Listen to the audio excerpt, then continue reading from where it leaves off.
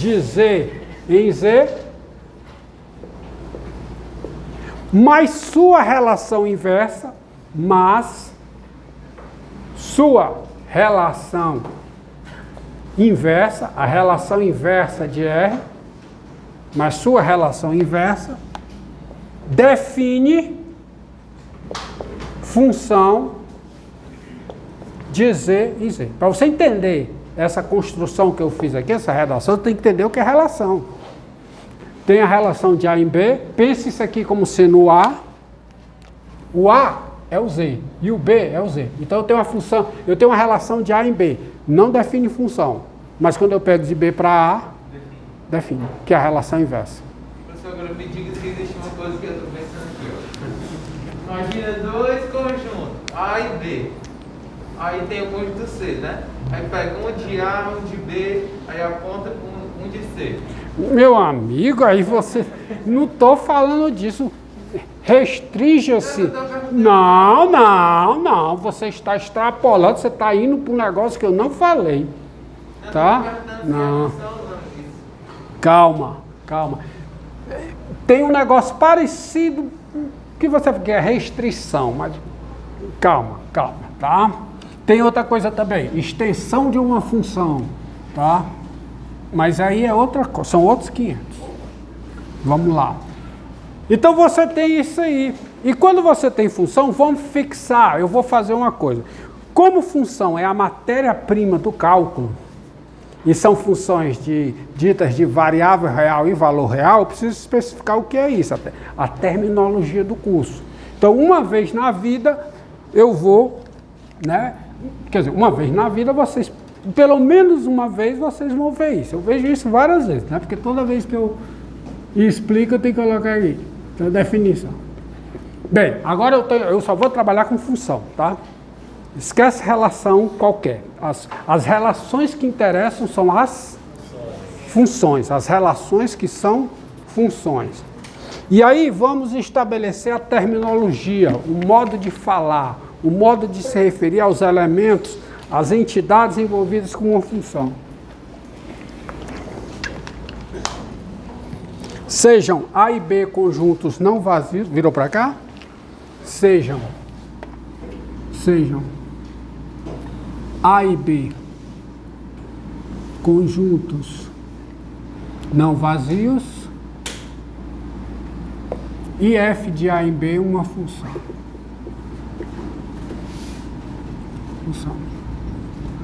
Vocês ainda veem álgebra linear no primeiro semestre? Não, né? Não, é só no próximo, então mudou, tá? Não, porque antes vocês viam álgebra linear, porque na álgebra linear você tem os exemplos de funções lá, que são as transformações lineares. Tá? Mas vocês não veem mais, ainda bem, porque não é um curso para se ver no primeiro semestre, eles mudaram. Sejam A e B conjuntos não vazios e f de A e B uma função. Tá? O conjunto A,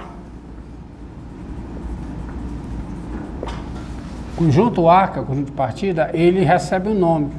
Ele é denominado, é o nome que se dá, tá? É denominado domínio, conjunto domínio, ou simplesmente domínio de F, sendo também denotado, também porque já está denotado por A, mas também você denota assim, sendo também denotado por D de F, domínio da função F, tá? O conjunto B é denominado, para quem já sabe, me ajuda aí, é denominado o quê? Não, contradomínio. Contradomínio de F. Conjunto B é o conjunto de chegada. O A é o conjunto de partida, é o domínio. O B é o conjunto de chegada da função. Ele é dominado contra domínio de F, sendo, vírgula, sendo denotado também por C de F. Dado X, dado quantificador universal, dado X pertencente a A, que é o domínio, dado x pertencente a A, que é o domínio, o artigo definido, porque eu sei que só tem um, né? Né? O elemento de B, ao qual x, muito bem, x está associado,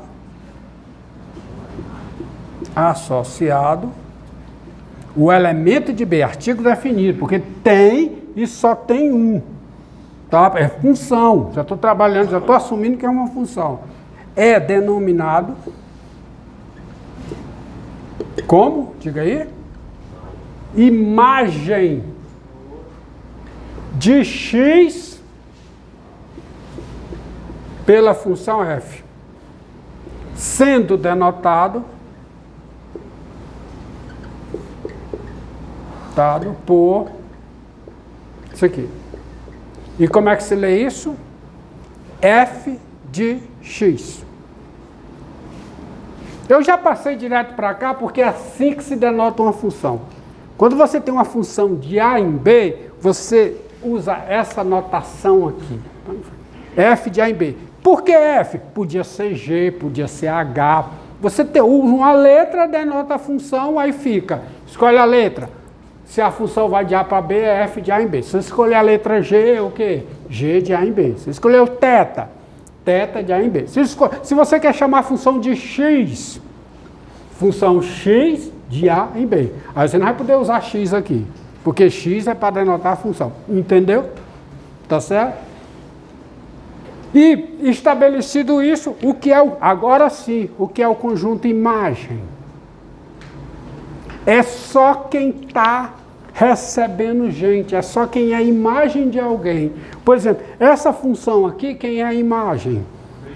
É o conjunto formado pelo y2 pelo y4. Ou seja, a imagem, ou o conjunto imagem, mas vamos botar assim, para já.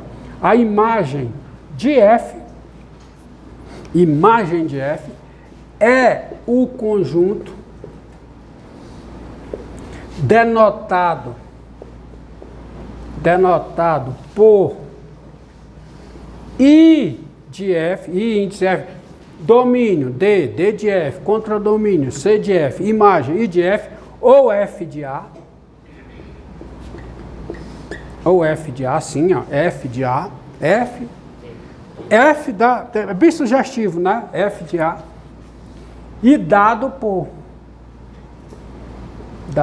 quem é a imagem? Vou denotar a imagem, qualificar a imagem de várias maneiras, todas equivalentes para você usar.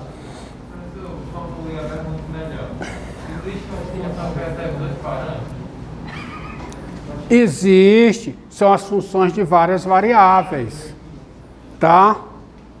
Que é uma função disso aqui. Na matemática? Claro, que é uma função. Porque uma função, ela pode... Olha, o seu domínio pode ser um conjunto qualquer, pode até ser um produto cartesiano. E quando o domínio é um produto cartesiano, você tem f de um par ordenado. Entendido? Responde a sua pergunta? Pronto.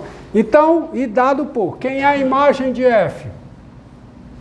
A imagem de f é o conjunto formado por cada y do contradomínio, tal que y é f de x para algum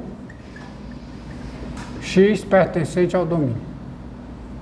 Só entra na imagem quem é a imagem de alguém do domínio, ou escrito de outra forma, essa é a definição. É o conjunto formado por y de b, tal que existe, mesma coisa, ó, existe x em quantificador existencial, existe x em A com y igual a f de x. Ou de forma mais compacta, é o conjunto formado por cada valor f de x, tal que x pertence a A. Pronto. As várias maneiras. Então, observe uma coisa. A imagem, por definição, a imagem de F, ela sempre está contida onde? No contradomínio de F. Qualquer que seja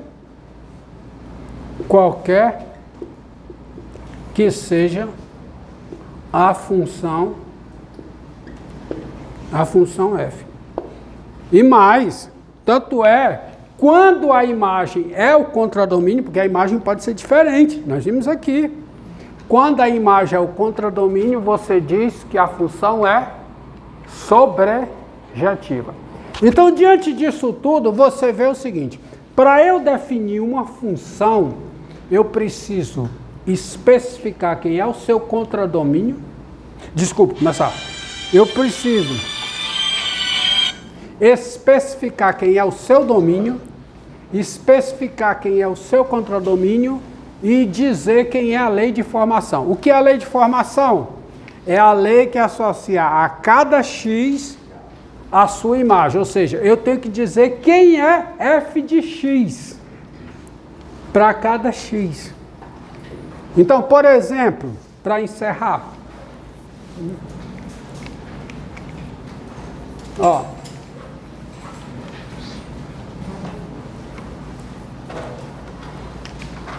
para encerrar, seja f de R em R a função dada por f de x igual a x ao quadrado. Vou começar a usar os símbolos, tá? Qualquer que seja o x real, para economizar na escrita. Olha, essa função está bem definida? Tá, porque eu disse quem é o seu domínio. Quem é o seu domínio? R. Quem é o contradomínio? R. Quem é a sua lei de formação? Está aqui. A imagem de todo número x, quem é? X ao quadrado. Uma pergunta que se faz é: quem é o conjunto imagem dessa função? Bem, eu sei de cara que menos 2 não está na imagem, tá? Menos 2 é o quadrado de algum número real? Não. Então você observa o seguinte: a imagem está contida em R, mas quem é a imagem? Vamos ver. Para encerrar, né? Eu não disse como ia encerrar, né? Agora eu vou encerrar. Dado y pertencente à imagem, existe x no domínio tal que, né? Se y está na imagem, existe x aonde? No domínio, que é R, tal que y é igual a f de x, que é quem? Que é x ao quadrado. Logo, o y tem que ser maior que ou igual a zero. Ou seja, o y pertence ao intervalo 0 mais infinito. Isso mostra o quê? Isso mostra que a imagem está contida no intervalo 0 mais infinito. Daí, qual é a conclusão? A imagem de f está contida no intervalo 0 mais infinito. Agora, será que o intervalo 0 mais infinito está contido na imagem? Vamos ver. Dado y pertencente ao intervalo 0 mais infinito, raiz quadrada de y existe, é um número real. Raiz quadrada dado y, temos que a raiz quadrada de y, isso aqui é conclusão, viu? Olha, eu vou botar o temos aqui, mas não precisa, é até feio, mas é esteticamente horrível, mas para enfatizar que é uma conclusão, eu vou botar o temos. Temos várias coisas. Primeiro, raiz quadrada de y pertence aos reais, ou seja, raiz quadrada de y está aqui. E eu te pergunto, quem é f da raiz quadrada de y? É a raiz quadrada de y ao quadrado, que é quanto? O y. Foi que eu mostrei? Eu mostrei que dado y não negativo, o y é a imagem de um número real pela função f. Logo, qual é a conclusão? O y pertence à imagem de f. Ou seja, todo número não negativo está na imagem da função. Vou usar até a mesma redação. Daí, vírgula. Qual é a conclusão? A imagem de f é igual, está contida nesse intervalo. Ora, se esse intervalo contém a imagem e a imagem está contida nesse intervalo, qual é a conclusão? São iguais. Precisa escrever mais alguma coisa? Não, acabou a demonstração. Pronto. Porque como é que se mostra que dois conjuntos são iguais? E aí tem outra definição importante, a definição de igualdade de duas funções. O que é que eu preciso para especificar uma função? Dizer quem é o seu domínio, contradomínio e a sua lei de formação. Moral da história. Duas funções são iguais quando tem o mesmo domínio, mesmo contradomínio e a mesma lei de formação. Isso fica para a próxima aula. Tá bom? Termine aí, meu